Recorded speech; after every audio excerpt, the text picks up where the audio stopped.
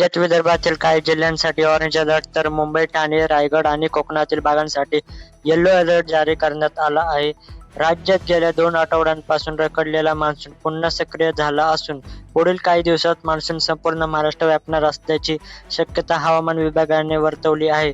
त्यामुळे उकाड्यापासून हैराण झालेल्या नागरिकांना काहीसा दिलासा मिळाला आहे.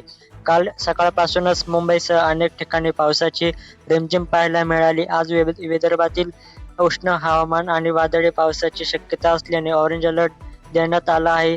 तसेच मुंबईसह कोकणात जोरदार सरींची आणि इतर जिल्ह्यांमध्ये काही ठिकाणी वादळी पावसाची शक्यता असल्याने येलो अलर्ट हवामान विभागाने दिला आहे. दरम्यान मुंबईसाठी पुढील काही तास महत्त्वाचे असल्याने नागरिकांना सतर्क राहण्याचे आवाहन करण्यात आले आहे. राज्यात मान्सूनची वाटचाल वेगाने सुरू असून अनेक भागात पावसाच्या सरी बरसू लागल्या आहेत.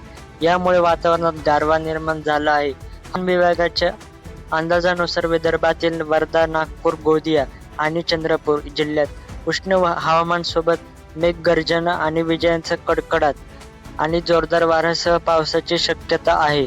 या पार्श्वभूमीवर या जिल्ह्यांसाठी ऑरेंज अलर्ट जारी करण्यात आला आहे. दरम्यान कोकण किनारपट्टीवरही पावसाचा जोर वाढण्याची शक्यता व्यक्त करण्यात आली आहे.